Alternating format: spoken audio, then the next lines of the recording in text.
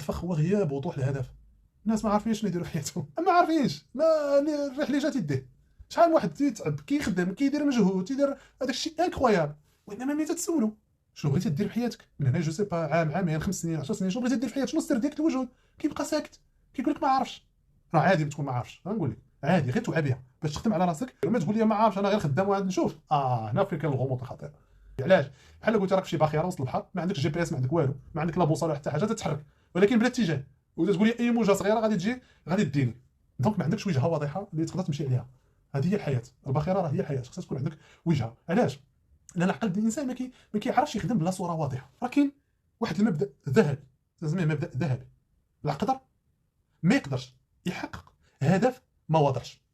راه غادي تقول لي نخدم على شي حاجه وانا ما واضحاش ليا، راه هذاك هو اخطر حاجه، راه غادي تدور في واحد الحلقه مفرغه.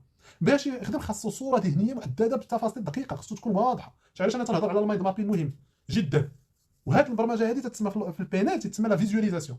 خاصها تكون عندك الفيزواليزاسيون بور لوبجيكتيف اللي بغيتي توصل ليه.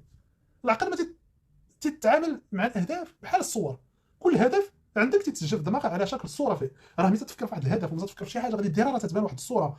هاد الصوره تتكون عندها الوان، تتكون عندها اصوات، تتكون عندها احاسيس. سمعوا مزيان، الوان اصوات احاسيس.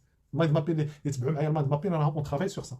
وهاد التفاصيل تيتسموا في البيانات لي سو موداليتي، يعني الطريقه، والحمد لله اللهم لك الحمد بهاد التفاصيل كاينين نغيروا بزاف الامور في حياه الانسان. يعني الطريقه اللي تتخزن بها الصوره في دماغك، كانت هاد الصوره مضببه مغبشه باهته بعيده مثلا ما واضحاش، راه اوتوماتيكمون العقل ما تيعطيهاش اولويه. هادشي علاش بعض المرات الانسان تيكون عنده واحد الهدف وتيعكز عليه، ما تيشوفوش، ما تيبغيش، ما تيقول انا ندير هذا الهدف تنحس بالستريس. بيان سور حيت ما واضحش عندك.